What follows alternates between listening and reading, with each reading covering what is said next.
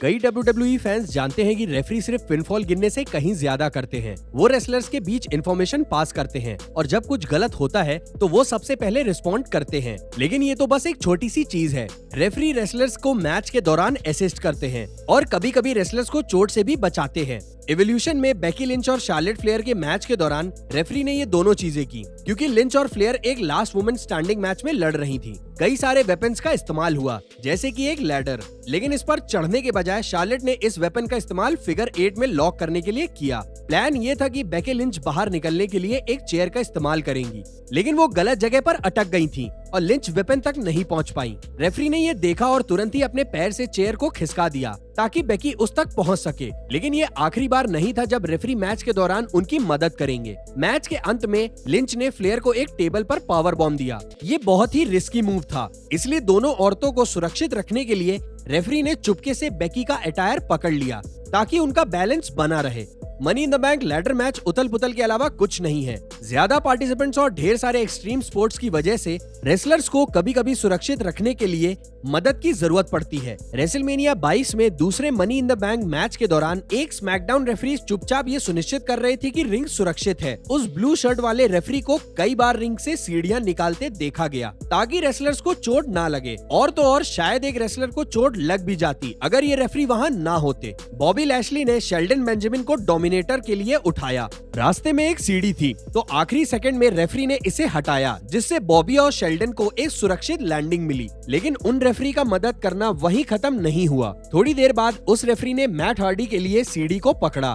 साथ ही दो और रेफरीज ने रॉब वैन डैम के लिए वही किया जब वो 5 स्टार फ्रॉग स्प्लैश मार रहे थे। मजे की बात ये है कि उसी रेफरी ने चुपके से रेसलर्स की रेसलमेनिया 23 में money in the bank match के दौरान मदद की। क्लाइमेक्स के दौरान सीएम पंक और मिस्टर केनेडी लड़ रहे थे। जब फैंस का ध्यान इस पर था तब उस ब्लू शर्ट वाले रेफरी ने चुपके से रिंग में सीढ़ी रख दी। मिस्टर केनेडी बाद में इसका इस्तेमाल पंक को नॉकआउट करके मैच जीतने के लिए करेंगे। डॉल्फ जिगलर को एक्सट्रीम रूल्स में हराने के 8 दिन बाद ड्रू मैकिंटायर का शो ऑफ के साथ रॉ पर एक रीमैच हुआ। जिगलर ने पिछली बार मैच की शर्तों का फैसला किया तो इस बार स्कॉटिश वॉरियर को मौका मिला। ड्रू मैकिंटायर ने मैच को एक्सट्रीम रूल्स वाला बनाया और बेल बजने के थोड़े ही देर बाद वेपन्स का इस्तेमाल होना शुरू हो गया, जिसके चलते ड्रू मैकिंटायर रिंग में कुर्सियां फेंकने लगे। लेकिन जब वो ऐसा कर रहे थे तो एक कुर्सी डॉल्फ की ओर चली गई। रेफरी ने तुरंत ही रिएक्ट किया और अपने हाथ से वेपन को रोककर शो ऑफ को चोट लगने से बचाया। नवंबर 2013 के स्मैकडाउन एपिसोड में एल्बर्टो डेल रियो को ग्रेट खली के खिलाफ एक मैच में डाला गया।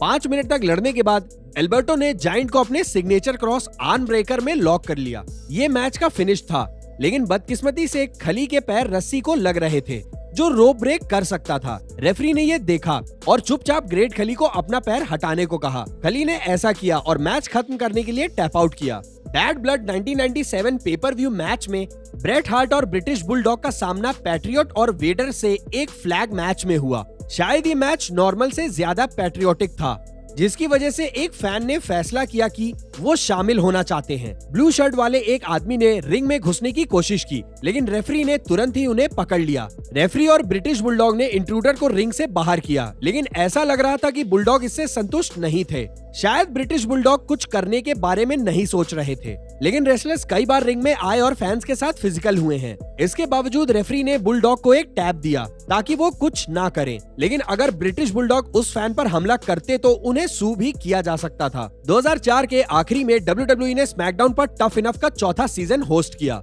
8 लोग WWE से साइन होने की उम्मीद में अलग अलग चैलेंजेस में मुकाबला कर रहे थे। एक बहुत ही बदनाम पल में कर्ट एंगल ने टफ इनफ पार्टिसिपेंट्स को उनके साथ एक रीमैच में रेसल करने का चैलेंज दिया। डैनियल प्यूटर, जो एक असली MMA फाइटर थे, इस मैच के लिए राजी हुए और उन्होंने कर्ट को एक किमोरा लॉक में पकड़ लिया। रेफरी को समझ आ गया क्या हो रहा है और उन्होंने डैनियल प्यूटर के शोल्डर के मैट पर छूने के कारण काउंट करना शुरू कर दिया। हालांकि वो पूरी तरह से मैट को नहीं छू रहे थे।